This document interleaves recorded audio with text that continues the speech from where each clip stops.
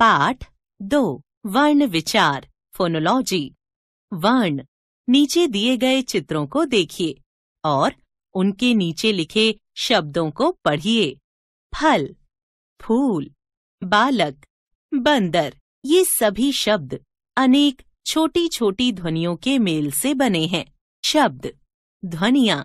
फल, फ जमा अ जमा ल जमा अ। फूल, फ जमा ऊ जमा ल जमा अ। बालक, ब जमा आ जमा ल जमा अ जमा क जमा अ। बंदर, ब जमा अ जमा न जमा द जमा अ जमा र जमा अ। बोलते समय हमारे मुख से जो ध्वनियाँ निकलती हैं उन्हें लिखने के लिए कुछ चिन्ह बनाए गए हैं जिन्हें वर्ण कहते हैं। वर्ण हमारे मुख से निकलने वाली सबसे छोटी ध्वनि होती है।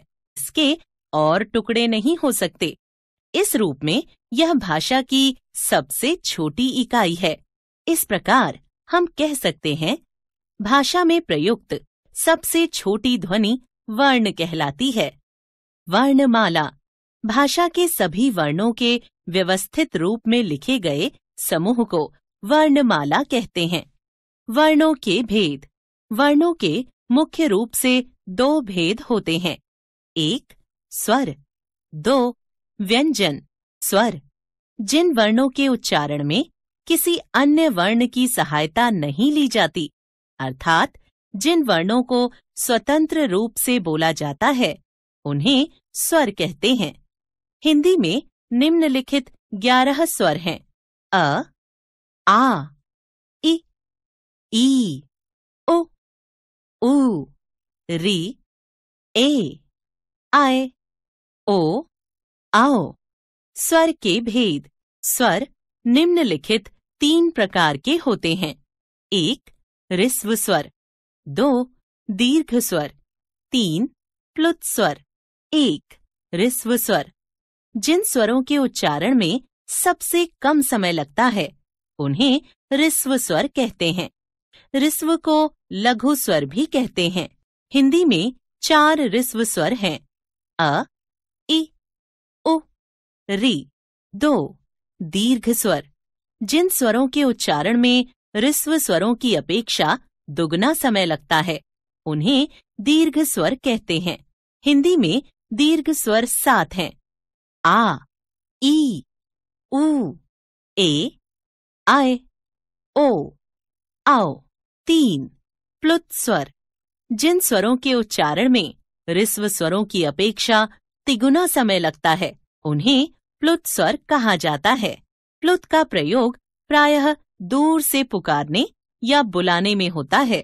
पुकारने में जिस वर्ण को लंबा खींचा जाता है उसे लिखते समय उसके आगे 3 का चिन्ह लगाते हैं, जिससे पता चले कि वह प्लुत स्वर है।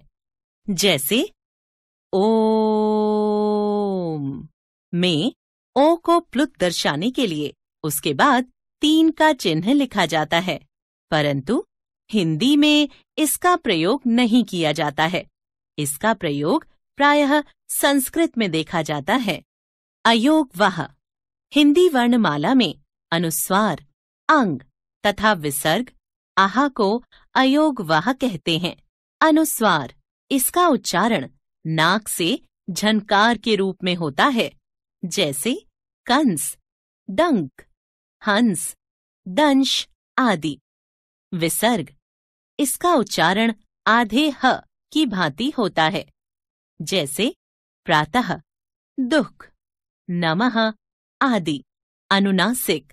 यह स्वर ध्वनि है।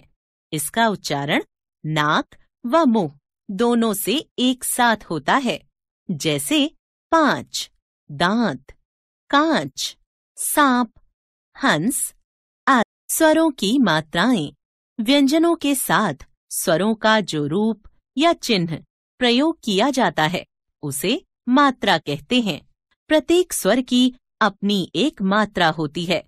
हिंदी वर्णमाला के प्रत्येक व्यंजन में सामान्यतः अ स्वर मिला रहता है, अतः उसकी अलग से कोई मात्रा नहीं होती। सभी स्वर मूल रूप में भी प्रयुक्त होते हैं और मात्राओं के रूप में भी। जैसे स्वर मूल रूप में प्रयोग, मात्रा मात्रा प्रयोग। अनार कोई मात्रा नहीं। कमल आम आ की मात्रा। कान इमली ई की मात्रा। किताब ईक ई की मात्रा। कील उल्लू उ की मात्रा। कुत्ता ऊन ऊ की मात्रा।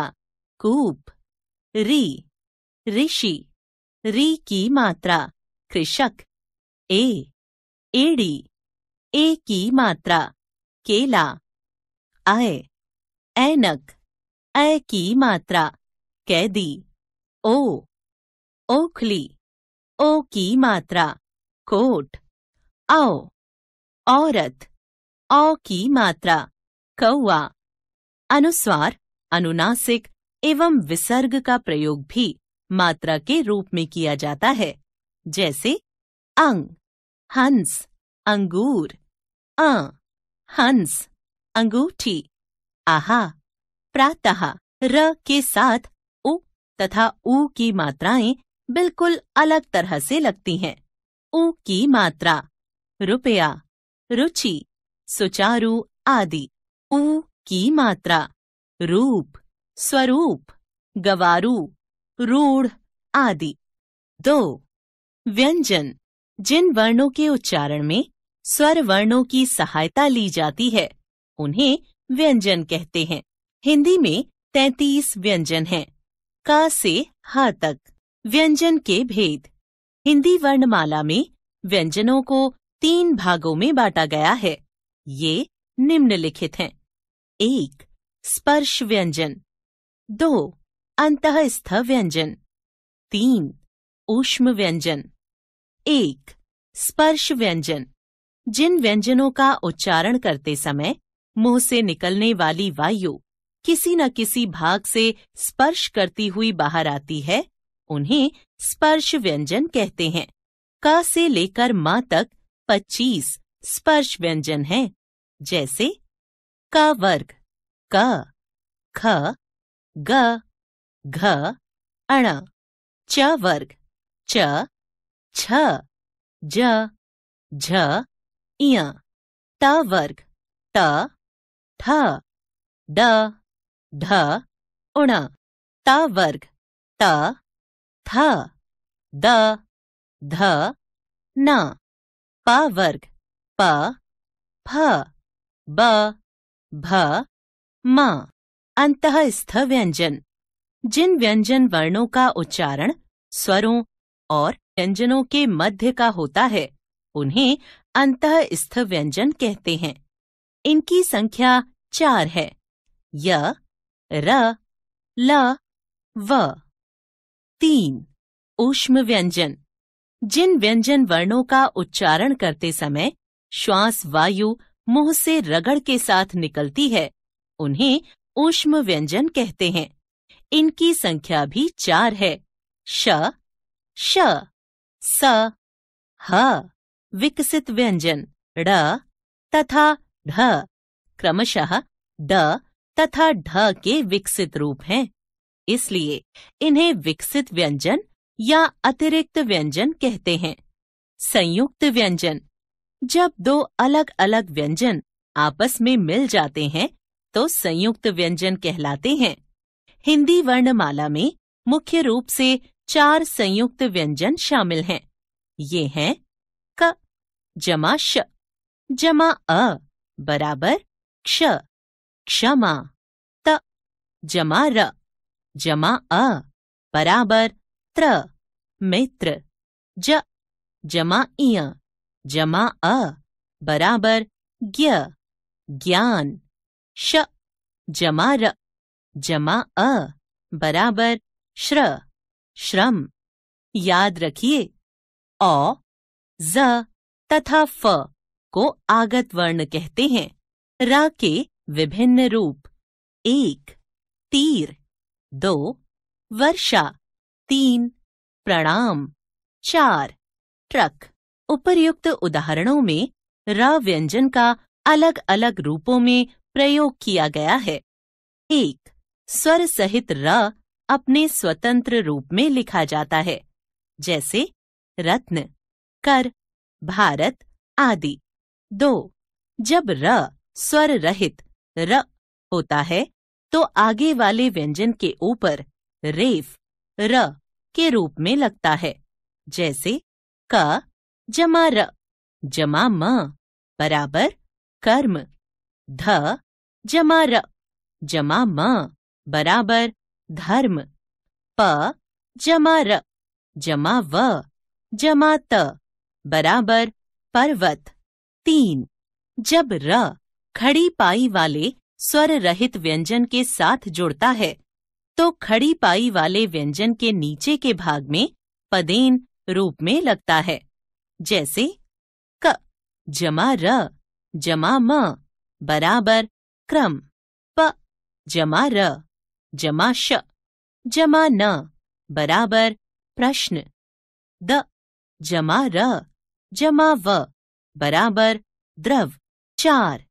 जब र स्वर रहित त, ठ, ड, ढ व्यंजनों के साथ जुड़ता है तो उसका रूप इस प्रकार बनता है। यह रूप अन्य व्यंजनों के साथ नहीं लगता है, जैसे त जमा र जमा क बराबर ट्रक, त जमा रा जमा म बराबर ट्राम, ड जमा र जमा म बराबर ड्रम। वर्ण विच्छेद: किसी शब्द के वर्णों को अलग अलग करने को वर्ण विच्छेद कहते हैं, जैसे रक्षक, र जमा अ जमा क जमा श जमा अ जमा क जमा अ। पपीता, प जमा अ जमा प जमा ई जमा त जमा आ। अध्यापक, अ जमा ध जमा य जमा आ जमा प जमा अ जमा क जमा अ। कबीर, क जमा अ जमा ब जमा ई जमा र जमा अ। वर्तनी के बारे में कुछ विशेष बातें। 1. जब एक जैसा वर्ण 2 बार प्रयोग किया जाता है तो वह द्वित्व व्यंजन कहलाता है। इसमें पहला व्यंजन स्वर रहित और दूसरा स्वर सहित होता है, जैसे क जमा क बराबर क, मक्का, च जमा च बराबर च, बच्चा, ल जमा ल बराबर ल। बिल्ली। 2. सभी व्यंजनों से संयुक्त व्यंजन बनाए जा सकते हैं, जैसे क जमा ख बराबर ख, मक्खन, स जमा त बराबर स्त बराबर पुस्तक आदि। आओ दोहराएं। वर्ण भाषा की सबसे छोटी इकाई है। वर्णों के क्रमबद्ध समूह को वर्णमाला कहते हैं। वर्ण 2 प्रकार के होते हैं, स्वर तथा व्यंजन।